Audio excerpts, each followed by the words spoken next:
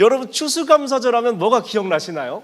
기억나시는 거. 저는 사실 제가 여기가 고향이에요. 촌이 고향인데 수성골에서 한 3km 정도만 가면 저 옆에 마을이 제 고향이거든요. 저는 거기서 중학교 2학년 때 말씀드렸지만 예쁜 누나를 쫓아가서 신앙생활을 시작했어요. 그렇게 시작했는데 제가 그 추수감사절 생각나는 게 뭐냐면 막 조그만 교회니까 시골이고 그러니까 추수감사절 되면 정말 쌀자루 갖다 놓으시고 막 이런 거 막 갖다 놓으시고 과일 막 이렇게 쌓아 놓으시고 막 그런 기억이 납니다. 그래서 예배 드리면서 그날은 설교가 하나도 안 들어와요. 끝나면 뭘 먹을까? 뭐가 맛있을까? 막 이런 생각을 했었거든요. 제가 개인적으로 포도를 굉장히 좋아해요. 근데 원래 보통은 한 추수감사절 하면 11월 셋째 주쯤 하잖아요. 근데 오늘 하나님이 우리를 도우사 10월 달에 추수감사절 한다니까 11월에 날짜를 주셨어요. 얼마나 감사한지 모르겠어요. 11월 달에 하면 사실 지금이야 뭐 수입 포도도 많고 저장도 잘 돼서 괜찮지만 예전에는 그 11월에 포도를 먹는다는 건 쉽지는 않았어요. 그죠? 근데 추수감사절이 되면 포도가 꼭 있었단 말이에요. 제가 포도를 엄청 좋아해서 정말 거기서 눈을 뗄 수가 없어요. 어떤 포도를 먹어야 되나. 그 강제상에 장식해 놓은 포도만 바라보던 추수감사절 하면 사실 저는 그 기억만 생각이 나요. 그리고 저 시골 교회 그 사모님이 조그만 교회였는데 저를 굉장히 이뻐해 주셨거든요. 그래서 그 중에 가장 좋은 포도를 항상 저한테 주셨어요. 얼마나 제가 이쁨을 많이 받았겠어요. 여러분들 그렇게 이쁨 받으면서 신앙생활 하신 거잖아요. 그죠? 저만 그런가요? 근데 그 시골 교회 사모님이 저희 장모님이 되셨어요. 와, 포도 줄 때 알아봤어야 되는데 제가 저희 장모님이 되셔서 호박도 오늘 빌려주시고 그리고 또 하면 문학의 밤 막 준비한다고 모여서 막 한 달, 두 달 전부터 모여서 연습은 쬐끔하고 라면 끓여 먹고 수다 떨다가 그죠? 그냥 집에 와가지고 공부도 안 하고 그랬던 기억들이 있습니다. 추수감사절 하면 여러분들은 추수감사절 하면 어떤 기억들을 가지고 오셨나요? 오늘 추수감사절 한다니까 여러분들도 그런 기억을 가지고 있으실 것 같아요. 그리고 또 어떤 감사 내용, 어떤 감사 제목이 있었는지 한번 생각해 보셨을 것 같아요. 저도 추수감사절 한다니까 감사 좀 생각을 해봤어요. 최근에 무슨 감사가 있을까 생각해 보다가 저희 큰딸이 초등학교 3학년이거든요. 최근에 저한테 그러는 거예요. 저희 아내하고 저하고 소파에 앉아서 저는 이렇게 소파에서 멍 때리는 거 되게 좋아하거든요. 아무 생각도 안 하고 뭔가 그날 또 아내 또 제 옆에서 계속 멍 때리고 이렇게 있었어요. 근데 우리 큰애가 오더니 진짜 심각하게 얘기했어요. 갑자기 뜬금없이 저한테 그러는 거예요. 나는 커서 아빠 같은 사람하고 결혼하겠다고. 다들 그렇게 사시는 거 아니에요? 그죠? 아빠 같은 사람하고 결혼하겠다고. 너무 감사하고 좋은 거예요. 나 정말 애들은 잘 보이고 있구나, 잘 살고 있구나 그런 생각. 근데 얘가 또 거기서 끝난 게 아니라 딱 한 가지만 빼고 얘가 사람을 밀당을 할 줄 알더라고요. 긴장을 시키는 거예요. 도대체 뭘까? 그 짧은 시간이었지만 굉장히 막 긴장되더라고요. 도대체 뭘까? 그런데 얘가 얘기하는 거예요. 아빠는 엄마보다 어린데 왜 엄마한테 반말하고 까부냐고. 그거 하나만 빼면 자기는 아빠 같은 사람하고 결혼하겠다고. 그래서 자기는 동갑 아니면 오빠랑 결혼하겠다고. 그게 어디예요? 정말 감사하더라고요. 우리 딸이 나 같은 사람하고 결혼. 내가 정말 잘하고 있구나. 앞으로 더 잘해야겠다. 뭐 그런 생각 들고 또 하나 감사한 게 뭐였냐면 사진 하나 보여주세요. 요거였어요. 요거. 여러분 이런 교회 또 있을까요? 없어요.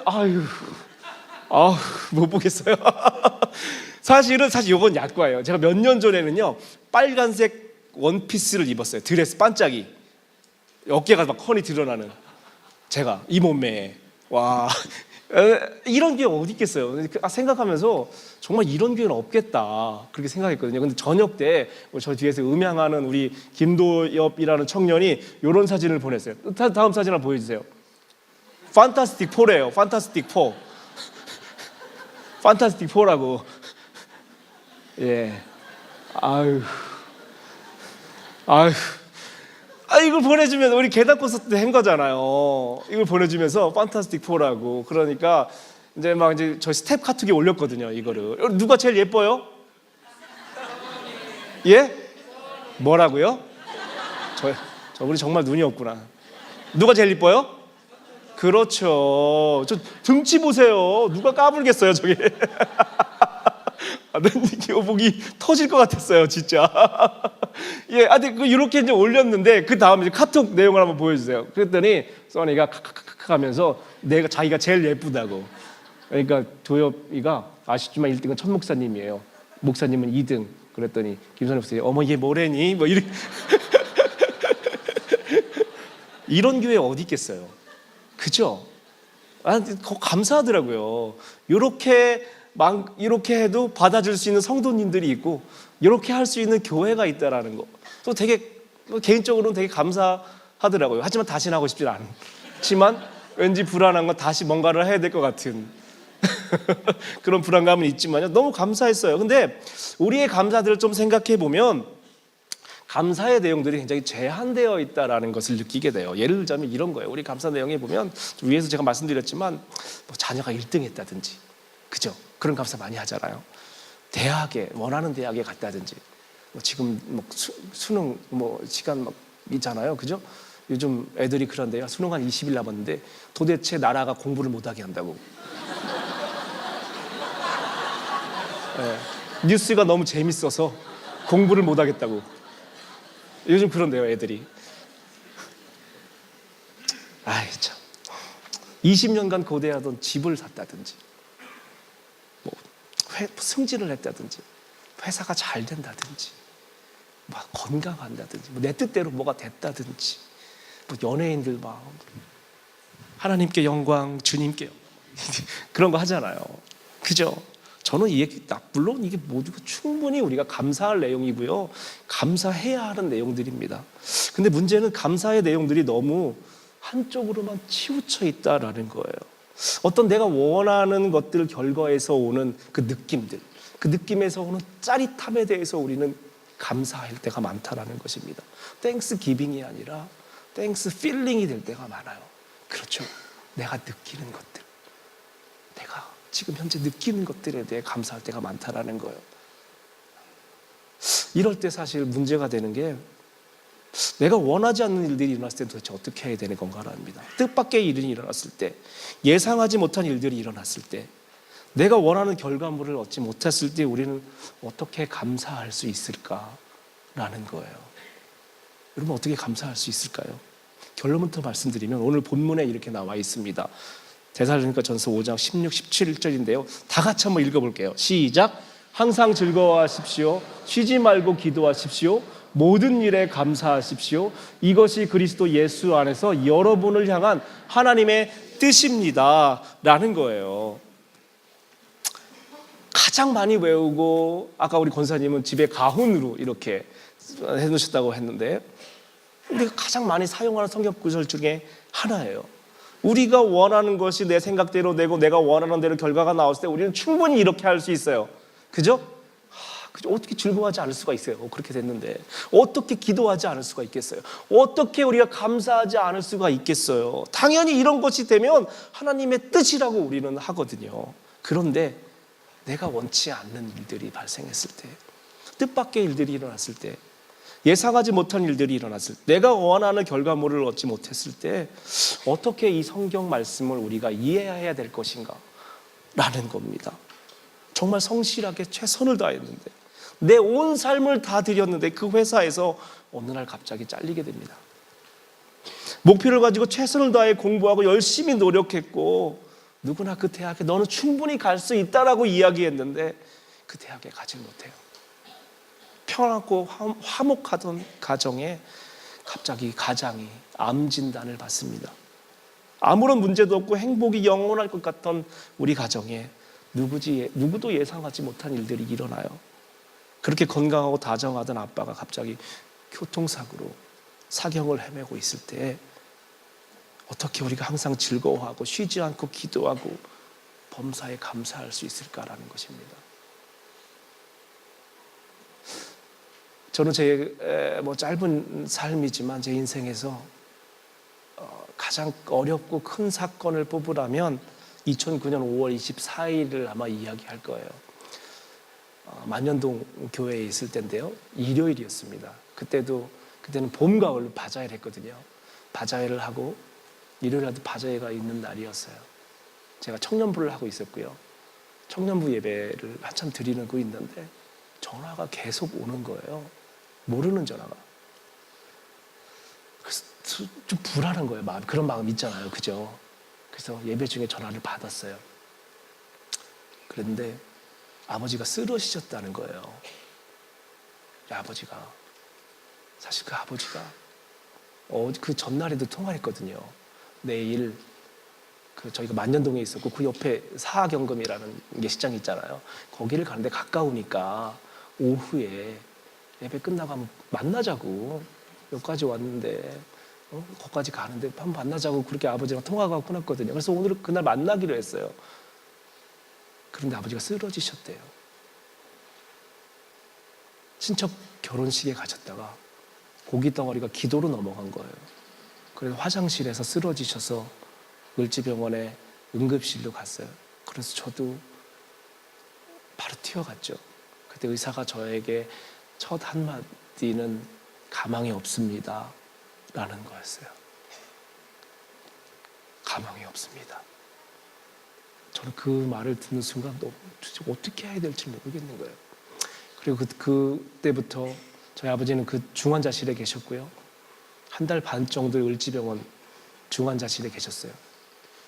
그 사건이 일어나고 나서부터 계속 제 마음속에 들였던 건 뭘까요? 제가 하나님 감사합니다. 우리 아버지가 쓰러지게 해주시고 이렇게 했을까요? 아니에요. 저는 막 미치겠는 거예요. 왜 우리 아버지에게 이런 일이 일어나는 것일까? 왜 나에게 이런 일이 일어나야 돼? 아니, 우리 아버지 오늘 보기로 했단 말이에요. 어제 그렇게 저한테 아버지는 되게 특별하신 분이거든요.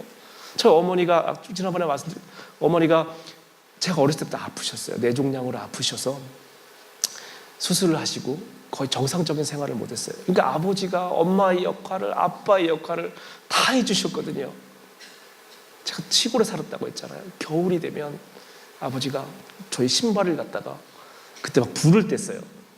되게 촌에서 불을 뗐는데 거기서 신발을 따뜻하게 해서 갈 때쯤 이렇게 주시는 분이셨어요. 저를 혼내지도 않으셨고 단지 제가 교회 간다고 혼내셨던 분이거든요. 교회 간다고. 사실은 그 사건이 있으면 그 마음 계속 걸리는 거예요. 내가 아버지 속을 그렇게 썩였구나, 교회 간다고. 그것도 막 후회가 되는 거예요. 솔직히 얘기하면. 왜 나한테 이런 일이 일어나는가. 그때부터 계속 내 마음에 들었던 건 뭐냐면요, 아버지가 1시간 전만 해도 살아계셨는데, 또 시간이 지나면 2시간 전만 해도 살아계셨는데, 3시간 전, 하루 전, 일주일 전, 한 달 전만 해도 살아계셨는데 왜 나한테 이런 일이 일어나는가. 이건 난 도저히 인정할 수가 없다, 믿을 수가 없다라는 거예요. 현실, 그 나에게 닥쳐온 현실을 믿을 수가 없는 거예요. 그래서 나는 계속 과거로 막 돌아가고 있어요. 며칠 전. 더 힘들었던 거는 한 달 반 정도 지난 뒤에 아버지께서 그 병원에서 그러는 거예요. 이 병원에서는 더 이상 있을 수가 없습니다라는 거였어요. 그래서 어느 요양병원을 가라는 거예요. 제가 먼저 그 요양병원에 갔었거든요. 정말 너무 힘들었어요. 여기에 모셔야 되는가 라는 거. 저한테는 굉장히 힘들었거든요. 그러면서 사실은 지금까지도 저의 마음속에는 그런 게 있어요. 왜 나에게, 그렇게 착한 아버지, 왜 이런 일이 나에게 일어난 것일까? 계속해서 제 마음속에 사실 그런 게 있거든요. 여러분, 우리 삶 가운데 어떻게 항상 즐거워하고 쉬지 않고 기도하고 모든 것에 감사할 수 있겠어요? 사실 저는 그 감사가 안 되더라고요. 그 사건에 대해서 감사 못 하겠더라고요. 지금도 사실 못 하겠어요. 솔직히 얘기하면 감사를 못 하겠어요. 왜 내가 사랑하는 아버지에게 그런 일이 일어났는지. 근데 성경은 이야기합니다. 항상 즐거워하라고, 범사에 감사하라고, 기도하라고. 여러분, 힘들 때 기도가 나오던가요? 안 나와요. 그 기도 안 나오거든요. 제가 사실 이게 정확히 기억이 안 나요. 영상에서 본 건지 책에서 본 건지 질문한 건지 기억이 안 나는데, 제 기억으로는 어떤 개척교회 목사님을 만나서 이야기를 하다가 질문한 걸로 기억을 하는데, 그 목사님께 그렇게, 개척교회 굉장히 힘들잖아요. 벤처기업이 우리나라에서 살아남을 확률이 한 4% 된대요. 그런데 그 벤처기업 이 4%인데 개척교회가 살아남을 확률은 이 4%보다 적대요. 그러니까 여러분 주변에 개척교회 목사님들이 있으면 응원해 주세요. 힘 주세요. 밥이라도 좀 함께 사주세요. 근데 그 개척교회 목사님한테 물어봤어요. 힘드니까. 목사님 힘드실 때는 어떻게 합니까? 힘드실 때는 어떻게 하십니까? 물어봤더니 이분이 그러는 거예요. 기도합니다. 정말 목사스러운 대답이잖아요. 그죠? 정답. 그래서 또 물어봤어요. 목사님 기도로 다 해결이 되던가요? 그래도 힘들면 어떡합니까? 그랬더니 목사님이 그런 거예요. 웁니다. 운대요. 그리고 또 물어봤어요. 정말 잔인하죠. 목사님 울어도 안 되면 어떡하십니까? 그랬더니 욕을 합니다. 저는 이 말이 정말 복음처럼 들리는 거예요. 복음처럼 들리는 거예요. 여러분 기도해서 다 해결이 되던가요? 안 돼요. 때로는 울 때도 필요하거든요. 때로는 욕도 필요해요. 여러분 제가 올해는 참 뭐가 되게 많은 것 같아요. 일들이 많은 것 같아요. 그래서 제가 집에 걸어 다니거든요. 아침에 걸어오든지 아니면 집에 걸어가든지. 얼마 전에는 집에 여기서 빨리 걸으면 한 50분이면 걸어가요. 근데 그날은 집에까지 걸어가는데 2시간이 걸렸어요. 못 걸어가겠는 거예요. 못 걸어가겠는 거예요.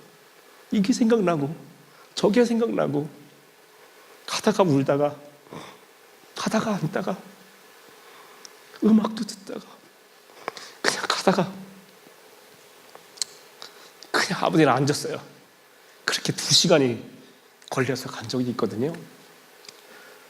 우리가 항상 즐거워한다는 거, 항상 기뻐한다는 거 참 어려운 거 같아요. 우리의 기준으로 바라볼 때 정말 힘들 때 기도도 안 나와요. 우리가 삶에 항상 즐거워하는 일만 생기면 좋겠고 범사에 감사할 일만 생겼으면 좋겠는데 그 반대의 일들이 훨씬 많이 우리 삶에 일어나거든요. 이런 현실을 살아가는 우리는 어떻게 이 성경 말씀을 이해해야 될까라는 겁니다. 바울은 왜 이런 말씀을 우리에게 썼을까? 데살로니가 교회 사람들은 어떤 환경이길래 이렇게 이야기할 수 있을 만큼 소개해 줄 만큼 그 사람들이 성숙한 사람들이었을까? 그래서 찾아봤어요. 어떤 사람 데살로니가 상황을 보면요, 요거는 바울의 첫 번째 바울 서신이거든요. 그리고 근데 이 데살로니가 교회는 기독교 복음에 대해 특히 적대적인 분위기가 많았던 곳이라고 합니다. 그리고 예수를 믿기 위해서 정말 어려움이 많았던 곳이에요.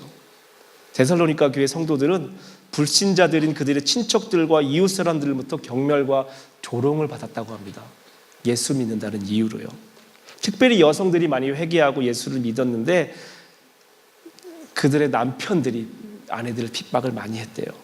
거기다 데살로니가 교인들은 이제 막 믿음을 시작했기 때문에 복음에 대한 지식과 신앙의 경험이 부족했던 사람들이었습니다. 그리고 또 하나 더더욱 것은 그들의 믿고 있었던 것은 예수님이 바로 오실 것이라는 것을 믿고 있었어요. 그래서 예수님이 바로 오실 건데 우리가 뭘 하는 게 소용이 있겠느냐, 무의도식하는 사람들이 많았다고 합니다. 더더욱 죽은 성도들 때문에 너무 비탄에 빠져 있는 사람들이 많았다는 거예요. 예수님이 바로 오실 건데 먼저 죽은 우리 부모님, 우리 형제들은 어떡하란 말인가, 그들이 불이익을 당하면 어떡하는가, 그런 불안함 가운데 살아가고 있었던 사람이었다고 합니다. 우리가 생각하는 기준으로 기뻐하고 감사할 일들이 데살로니가 교인들에게는 전혀 없었어요. 대신 그들에게는 신앙을 지키기 위한 처절함이 있었고요, 예수를 믿겠다고 친척과 이웃들에게 경멸과 조롱을 당했고요, 심지어 남편에게 가족에게도 핍박을 당하고 있었고요, 심지어 죽은 사람들을 위해서 걱정까지 해야 되는 그런 환경에 있었던 사람들에게 항상 즐거워하라니요, 범사에 감사하라니요. 저는 이걸 보면서 바울이 정말 정신 나간 거 아닌가, 이 사람 미친 사람이다, 어떻게 세상 물정 모르는 사람이다, 어떻게 이런 환경에 있는 사람들한테 항상 기뻐하라니, 항상 감사하라니, 이게 말이나 되는가라고 생각을 했어요. 그러면 바울이 진짜 의도한 이 즐거워하고 감사한다는 게 어떤 것일까? 저 너무 궁금해서 찾아봤습니다. 바울을 어떤 의도로 이야기한 것일까? 먼저 기쁨을 한번 보겠습니다. 바울이 이야기한 기쁨은 로마 14장 17절에 소개하고 있습니다. 하나님의 나라는 먹는 일이나 마시는 일이 아니라 성령 안에서 누리는 의와 평강과 기쁨입니다. 로마서 5장 2절 5절에서는 이렇게 소개하고 있습니다. 예수 그리스도에 의해서 또 믿음으로 우리는 지금 우리가 서 있는 이 은혜의 자리에 들어와 있습니다. 그리고 하나님의 영광을 소망하며 즐거워합니다. 이뿐만 아니라 우리는 환난을 당하더라도 즐거워합니다. 그것은 환난이 인내를 낳고 또 인내는 연단된 인품을 낳고 연단된 인품은 소망을 낳는 것을 알기 때문입니다. 이 소망은 절대로 우리의 기대를 저버리지 않습니다. 그것은 하나님께서 우리에게 주신 성령을 통해 우리 마음에 하나님의 사랑을 부어주셨기 때문입니다. 로마서 12장에 이렇게 나옵니다. 소망을 가지고 기뻐하십시오라고 소개를 하고 있어요. 바울은 이 기쁨을 크리스천 삶의 기본으로 여겼던 거예요. 바울이 말하는 기쁨은 모든 사람에게 말하는 기쁨이 아니었어요. 예수를 따르는 자들, 예수를 구주로 시인하고 그분의 가치를 따라 살겠다고 고백한 사람들, 즉 크리스찬, 저와 여기 모여있는 여러분들을 위해서, 여러분들을 향해서 이야기하고 있는 것입니다. 이 기쁨은 우리에게 주어지는 느낌과 결과에서 오는 그 짜릿함의 감사가 아니었어요. 물론 그것도 필요합니다. 그 감사도 필요해요. 바울이 우리에게 지금 강조하고 있는 것은 느낌이 주는, 결과가 주는 짜릿함의 감사가 아니라, 기쁨이 아니라, 비록 우리의 삶이, 우리의 환경이 우리가 원하는 결과가 아니더라도 성령 안에서 누리는 기쁨, 하나님이 우리에게 하신 일 때문에 기뻐하는 것, 그리고 하나님이 우리에게 하실 일로 인해 기뻐하는 것에 대해 감사하라는 것입니다. 그게 바로 크리스찬의 삶이라는 것입니다. 그래서 데살로니가 교인들에게 바울은 저렇게 어렵게 살고 있는 데살로니가 교인들에게 여러분 항상 기뻐하십시오라고 자신 있게 이야기할 수 있었던 것입니다. 또 바울의 감사를 한번 볼까요? 골로새서 2장 7절에 이렇게 나옵니다. 그분 안에 깊이 뿌리를 내리고 그 위에 여러분의 삶을 계획하시길 바랍니다. 가르침을 받은 대로 믿음에 굳게 서서 늘 감사한 생활하십시오. 여러분, 기독교인과 비기독교인의 가장 뚜렷한 구분 차이가 뭔지 아세요? 그게 바로 감사라는 것입니다. 감사라는 거예요. 감사의 시작이 달라요. 그리스도인들은 그 감사는 예수 그리스도로부터 시작이 됩니다. 그리고 그분 안에 깊이 뿌리를 내리고 예수 그리스도 위에 우리의 삶을 올려놓습니다. 그리고 내 생각이 아니라, 느낌이 아니라, 결과로부터 오는 짜릿함이 아니라 주님의 가르침을 행함으로 그 과정 중에 함께 하시는 하나님께 감사할 수 있는 삶이 크리스찬의 진정한 삶이라고 바울은 이야기하고 있는 것입니다. 바울의 서신들을 보면 바울 또한 자신에게 주어진 결과들에게 감사하고 있는 모습이 있어요. 굉장히 중요합니다. 자신을 도와준 사람들, 자신이 받은 것들, 누리는 것들, 변화된 것들에 대해서 충분히 감사하고 있어요. 그리고 바울이 오늘 이 말씀을 통해 우리에게 강조하고 있는 것은 자신의 전 삶을 통해 함께 하신 하나님께 감사하고 있다는 것입니다. 그 전 삶에는요, 기쁨도 포함되고 고난도, 어려움도, 좌절도, 절망도, 고문도, 기도가 응답받지 못함도, 불공평함도 포함이 되어 있을 것입니다. 어떻게 그런 어려움 속에서 감사를 할 수 있었을까요? 바울은 자신에게 주어진 환경에 감사가 아니라, 바라는 것이 잘 돼서 오는 느낌에 의한 감사가 아니라, 자신에게 주어진 환경은 여전히 변하지 않고 더욱더 악화만 되고 있지만 바울이 항상 기뻐하고 감사할 수 있었고, 그것을 데살로니가 교인들에게 자신 있게 이야기할 수 있었던 이유는 하나님이 자신에게 어떤 분이신지, 그분이 어떻게 신실하신지, 어떻게 행하셨는지, 어떻게 동행하셨는지, 결과가 아니라 과정 중에 함께 하셨던 신실하신 하나님을 경험했기 때문입니다. 그래서 저렇게 어려움에 처해 있는 데살로니가 교인들에게 확신차게 이야기할 수 있었어요. 여러분 기뻐하십시오. 여러분 기도하십시오.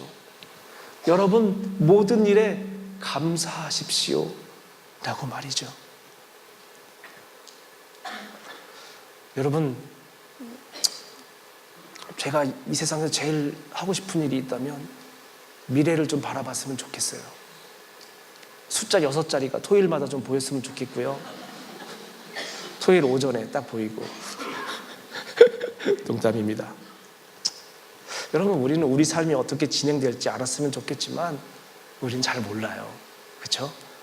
어떤 사람은 기적적으로 회복되기도 하고요. 어떤 사람은 수많은 노력과 수많은 기도가 있었지만 그냥 죽는 이유를 우리는 잘 몰라요.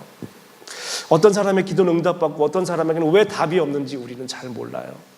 우리의 인생이 산산조각 날 것 같은 일들이 왜 일어나야 하는지 우리는 잘 몰라요. 대신 우리의 삶에 내가 원하는 핑크빛 미래가 펼쳐질 것 같지 않은 게 확실히 보여요. 대신 우리가 원하지 않는 쪽의 일들이 훨씬 많이 일어날 것이라는 것이 확실하게 보이는 것이 우리의 현실인 겁니다. 이러한 불안하고 어려운 최악의 상황들 가운데 감사할 거리라고는 아무것도 눈 씻고 찾아봐도 없을 것 같은 이런 어려운 상황, 환경 속에 하나님은 나에게, 여러분에게 그분 자신을 주셨습니다. 자신을 아낌없이 주신 하나님은 우리가 받는 어떤 느낌과 환경과 결과와 상관없이 신실하신 분이십니다. 그 신실한 하나님이 무슨 일이 있어도 결코 너를 버리지 않겠다라고 이야기하세요.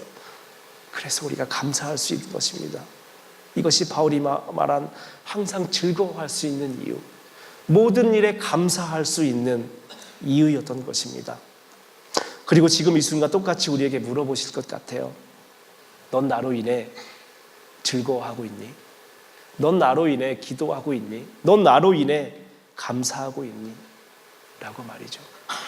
제가 이렇게 이야기하지만 여기 또 이렇게 다 멀쩡하게 다 앉아 계시지만 사실 이 중에 여러 가지 누구에게도 말 못할 고통도 아픔도 어려움도 괴로움도 가지고 계신 분들이 있으실 거예요. 제가 이렇게 위해서 이렇게 얘기했지만 정말 도움이 안 될 것 같아요. 제가 생각해도 이렇게 말씀드리긴 그렇지만 기도하십시오. 그래도 힘들면 우세요. 그래도 힘들면 욕을 하세요. 하나님께 딥다 욕을 하세요. 왜 나에게 이런 일이 있냐고.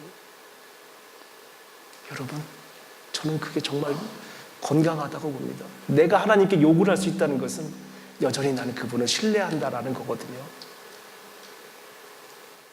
그리고 또 하나 우리가 잊지 않았으면 좋겠는 건 자기 자신을 아낌없이 우리에게 주신 하나님은 여러분이 처한 고통, 괴로움, 힘듦, 정말 절망 가운데 비록 지금은 보이지 않지만 여러분만큼 아파하시고 괴로워하시고 함께 울고 여러분과 동행하시는 분이시라는 것, 그거 하나만큼은 꼭 기억해 두셨으면 좋겠습니다.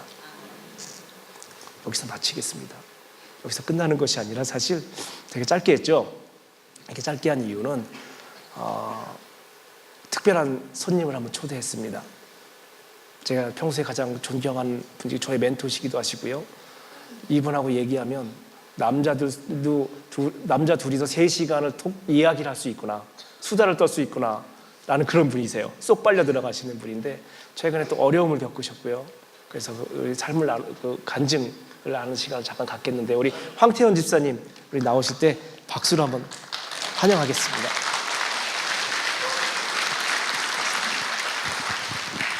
네, 또 나왔습니다.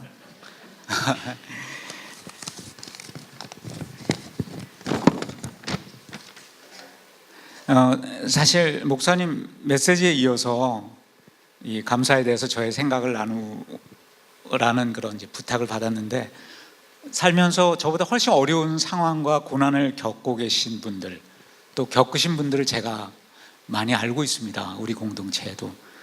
그런데 제가 여기 나와서 무슨 말씀을 드리겠습니까? 그렇지만 목사님 권고 때문에 순종하는 마음으로 나왔습니다. 저는 작년 7월에 위암 수술을 하고 지금은 회복 중에 있습니다. 물론 제가 존경하는 옥하는 목사님 오래전에 쓰신 책 중에 설교집에 고통에는 뜻이 있다 이런 책도 있고요. 최근에는 또 김병연 목사님이 사모님이 편찮으셔서 식물인간이 돼서 치료하시면서 쓴 수필집 2권이 있습니다. 그 책을 제가 읽으면서 공감도 했고요. 아까 목사님이 얘기했지만 이 훌륭한 목사님들도 하나님을 이렇게 원망하고 욕할 수 있구나. 그런데 그 후편을 보면 또 그분의 다른 모습을 또 볼 수 있거든요. 또 올 4월에 이정도 전도사님 시리즈 설교 중에 나무 이야기 중에 인용했던 제랄드 시저라는 미국의 목사님, 가족 대부분을 잃어버렸죠. 그 음주운전 자동차 때문에. 하나님이 기도에 침묵하실 때 이 책을 또 여러 번 읽었습니다. 이런 책들을 통해서 또 다른 사람들의 이야기를 통해서 고난에 대한 이해나 해석을 이론적으로 하고 있었습니다. 그렇지만 제가 실제로 몸이 아파서 수술을 받고 회복하는 과정 중에 경험한 사건은 그 지금까지의 이론적인 것과는 많이 달랐습니다. 사실 처음 위암 진단을 받고 제가 느꼈던 마음은 감사하는 마음이었어요. 왜냐하면 저는 불신 가정에서 태어나서 대학생 때 예수님을 영접했기 때문에, 또 부모님이 기독 신앙에 대해서 매우 적대적인 마음을 갖고 계신 분들이고요. 지금도 사실은 신앙을 갖고 계시지 않습니다. 그래서 부모님을 전도하려고 여러 가지 노력들을 기울였지만 잘 되지 않았어요. 그렇기 때문에 아들인 제가 입원을 하여 수술을 받게 되면 부모님 마음이 움직이지 않을까? 아무리 강팍한 마음이라도 그들 마음이 부드러워지지 않을까? 그래서 전도의 기회가 되지 않을까? 이런 마음 때문에 감사하면서 입원했습니다. 그렇지만 수술하고 병원 생활을 하면서 약할 대로 약해진 마음과 몸은 다른 생각을 할 여유를 주지 않았고요. 또 문안차 찾아오신 부모님이 병원 직원들과 또 같은 병실에 있는 다른 환자들에게 불편함을 주시는 거예요. 그래서 오히려 부모님에 대한 불평하는 마음과 정말 미워하는 마음이 들었습니다. 처음 느꼈던 감사의 마음이 불평의 마음으로 점차 변경되어 갔습니다. 퇴원을 하고서도 감사하는 마음보다는 불평하는 마음이 이어졌어요. 왜냐하면 몸이 약함에서 오는 조심해야 될 것들, 또 많은 정상적인 활동들에 대한 제약들, 하지 말아야 할 것들, 먹지 말아야 할 것들에 대한 불편함, 또 회사 업무에서 경험하는 여러 가지 멍청한 실수들, 이런 것들이 자신에 대한 실망감과 자괴감을 주기에 충분한 것들이었습니다. 그렇지만 시간이 지나면서 제가 만들어 놓은 틀로 하나님을 제한하고 있다는 생각이 들기 시작했어요. 오늘 목사님 말씀으로 인용하신 것들이 정말 공교롭게도 제가 말씀을 준비하면서 저에게 주셨던 말씀들입니다. 거의 동일해요. 데살로니가 전서 5장 18절 말씀, 범사에 감사하라. 이 말씀은 영어 성경을 보면 모든 상황과 조건 속에서 감사하라는 거예요. 또 로마서 아까 인용된 5장의 말씀, 환난은 인내를, 인내는 연단을, 연단은 소망을 가져온다. 이 말씀도 생각이 났습니다. 그렇지만 이번에서부터 지금까지 떠나지 않는 가장 강하게 나를 강타한 말씀은 로마서 14장 말씀이에요. 살아도 주를 위하여 살고 죽어도 주를 위하여 죽나니 사나 죽으나 우리가 주의 것이라. 주의 것이라는 겁니다. 그때부터 저의 생각은 조금씩 바뀌었습니다. 우리에게 주어진 환경과 조건에 감사하는 것과 그것과는 무관하게 하나님 한 분 때문에 감사한다는 것은 큰 차이가 있는 것이죠. 물론 찬송가에 보면 내가 받은 복을 세어보아라, 이런 찬송이 있습니다. 우리는 그 복을 세어보면 감사할 수 있어요. 또 긴 시간 동안 저를 옆에서 간호해 준 아내 생각하면 감사합니다. 하루에 6끼씩 매번 다른 반찬을 준비해서 만들어 준 그 간호 덕분에 제가 많이 회복됐죠. 감사할 수 있어요.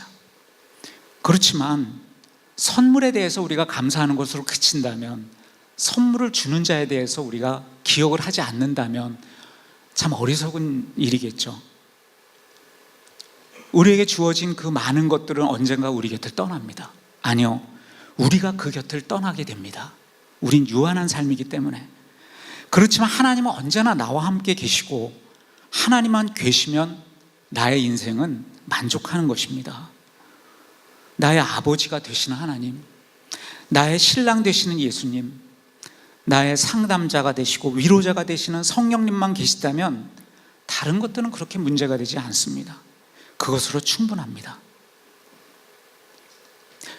결혼 요새 많이 하죠. 신랑 신부를 볼 때마다 부러운 게 있습니다. 저들은 얼마나 사랑했으면 결혼에 이르렀을까? 아마 손끝만 닿아도 전기가 오겠지. 제가 그런 시절이 있었는지 기억이 안 납니다. 30여 년이 지나고 나니 무감각해지고 때로는 혼자 있는 게 편해요. 사랑은 느낌과 감정만으로 시작되는 것이 아니죠. 결단해야 됩니다. 제가 이 사람과 결혼하겠습니다. 결단해야 돼요. 하나님과 증인들 앞에서. 감사도 마찬가지예요. 오늘 말씀처럼 너희를 향하신 하나님의 뜻이다. 그리스도 예수 안에서 하나님의 명령이에요. 그래서 감사할 수 있는 겁니다. 우리에게 닥치는 모든 문제들과 어려움에도 불구하고 우리가 진정한 감사를 할 수 있는 것, 그것이 우리가 다른 사람들과 다르다는 것을 규정 지어주는 특징입니다. 아까 목사님도 말씀하셨지만 바로 우리가 그리스도에게 속한 그리스도인이라는 겁니다. 남은 인생 사는 동안 더욱 주님 한 분만으로 감사하는 우리가 되었으면 합니다. 저는 이 대목에서 7월 달에 오셔서 말씀을 전해주신 이길승 집사님 노랫말이 생각났어요. 주님 한 분만으로, 이런 찬송입니다. 주님 한 분만으로 내 영혼 만족하네. 다른 종류의 즐거움 날 채울 수 없네. 주님 한 분만으로 내 영혼 기뻐하네. 세상이 주는 어떤 유혹도 날 흔들 수 없네. 이것이 나의 힘, 이것이 나의 노래, 이것이 내 소망의 이유, 주 나의 모든 것. 이것입니다. 주님이 나의 모든 것이고 내가 주님의 모든 것 되십니다. 감사합니다.